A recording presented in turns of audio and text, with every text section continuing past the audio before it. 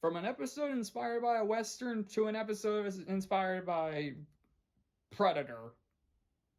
That's pretty much what this episode is. Okay, how's everyone doing today, guys? My name's Steve Goins, and this is episode 22B of Amphibia and Hunter. They just love the fact that Anne sounds like man. And so they're trying to do every pun with that. So this one you got Anne Hunter, and so yeah, this is kind of crazy. That's kind of crazy. So I was surprised. I actually like this episode. Okay. Clarify. I didn't know what to expect going into it. Like I knew Anne Hunter was going to be something, and I kind of was like, okay, this is gonna be another episode where Anne's gonna go into it thinking, oh, how hard can it be? It turns out to be hard, but then she figures out how to solve all of it, and booyah, booyah, booyah. Still, I wasn't sure if it was gonna work again this time around, but one, you got your predator, you got your predator feel to it. That was pretty cool, and two, there is a few surprises in this one, in terms of either and this kind of goes back to the glowing eye thing that Anne had in the first episode of the season. Again, though, you don't know if it's a joke or if it actually is tying into something bigger. So we'll find out. But the whole episode is about the family. So the family is camping in the woods, but there is no food. But they don't have any food because why don't they have any food? Because I think there's an episode. Because wait, there's an episode in the next one where they have food, or maybe they make a pit stop. I don't know. Okay, I'm a few episodes ahead. It's just so pretty much, yeah, they're in the woods, they have no food, so Anne decides that the best way to get food is by going hunting. And Sprig is excited because he has been hunting before, but Anne is excited because she, in her mind, is thinking, like all the different hunter movies and all the hunting action you see in movies and TV shows and stuff. So she thinks it's going to be just like a show, it's going to be straightforward, it's easy, and obviously it's not, because Sprig teaches her the ways of hunting, like how to track, how to, like, the first rule is always like obviously be one with nature, be able to track people, like he's like, you have in order to track your prey, you have to understand the nature, and like he like eats dirt, and it's like they went that way, our meal went that way, and it's like, then you obviously be one with the environment, like he creates a trap, and then he does this ridiculous dance. And all of this is to round up grub, like literal grub, like their little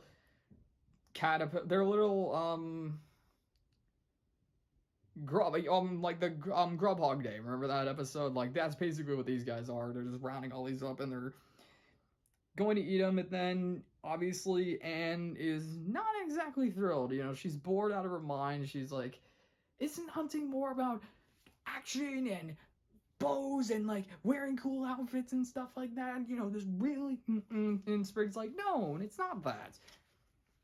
What do you want? So but like I said, this is, you have an episode like this. I guess it kind of did feel, it would have felt weird not having a Predator reference somewhere, but in this case, it's not a full-on Predator per se. I mean, there are definitely some features on the creature that say Predator, like when it roars like the Predator from the movies, like because it has its little thingies, like they stick out, and they like, and then also it has thermal vision. It sees Sprig and the crew, it sees them like that.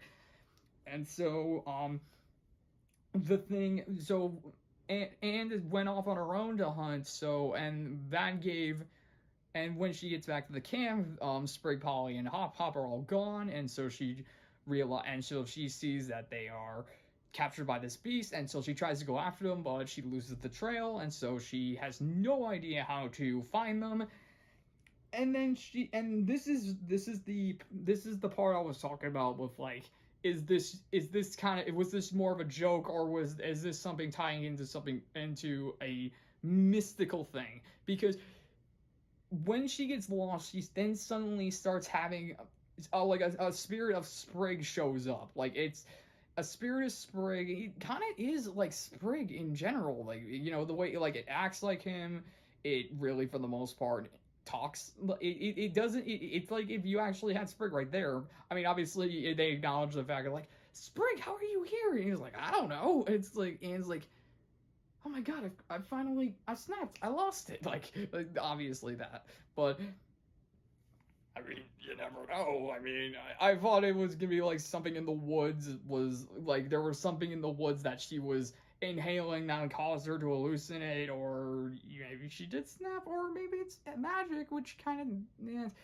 So anyway, so the Sprig spirit gets Anne into the action, like saying like, you have to save him, obviously. So Anne's like, oh, how am I supposed to do that? I don't know where they went. And Sprig's like, you have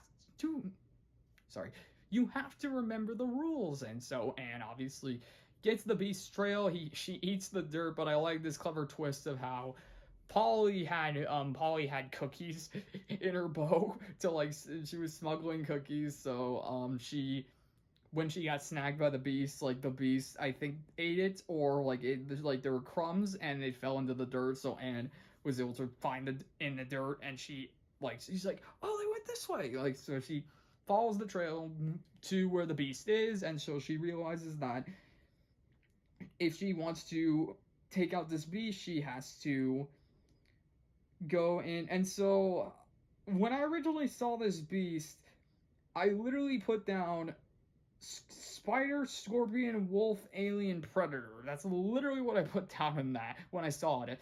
But apparently this thing is called a Scorpionleo. So a scorpion and a lion? I feel like there's way more to that than that. I mean, obviously spider, scorpion, wolf, alien, predator isn't rolling off the tongue that well, but I mean, yeah. So pretty much the way that Anne has to beat the beast is to outwit it, and so she creates this gigantic dirt trap, and like, use the environment against your prey. Then she goes and does this, and she has to do a dance, and I like the way they do this one, because even though the dance itself is a little goofy, you do like, I like the use of nature as music. And I mean, obviously I've seen that before, but I like the way they do it in this. It's like, it's a good beat. I really like the beat that they go with. And two, it's like, it slowly builds on it. Like, at first you hear like water dripping, and then you hear like a woodpecker pecking a tree, and then it just builds, and Anne's like, she's getting into the rhythm, and she's hearing all that, and she's just letting her body flow with the dance, and eventually, she outwits the beast and takes it out, and obviously she doesn't kill it. She just distracts it long enough for her to grab the family and get the H out of Dodge. Unlike the last episode where they were just getting out because chaos was ensuing, they were just getting out because, well, if they don't, they die. So pretty much they get out, family's saved, and they're all like, you did it, you actually did it. Sprig's like, I'm proud of you, Anne. And it's like, thank you, Sprig, and you too, Cloud Sprig. And like, she's like, oh yeah, no problem. And then, yeah, what I expected, the family's looking at her like, Anne, who are you talking to? And it's like, I don't know. Anything can happen. I mean, a part of me, it's like in the Owl House when they mention things about like how Luce, like the episode like when Luce, Willow, and Gus, like, they did the Moonlight Conjuring, and they possessed the house. Like, Eda mentioned how it takes a pretty powerful witch to do that. So and that kind of like hinting the possible potential that Luce has in with magic. So I am wondering if with Anne and Sasha and Marcy here in this world, because I'm like I'm going back all the way to the episode where Anne and Hop Hop were tripping, were tripping after they took the opposite drinks, like how because she's not of that world, maybe there is something to it, like, you know, so who knows? I'm trying to figure this out. I mean, you gotta give me something, right? But all right. All right. Oh, and Mac's still following this time. Oh,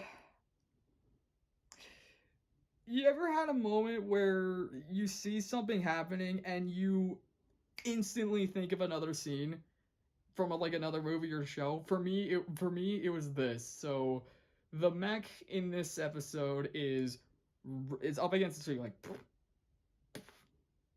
like that, and it's so.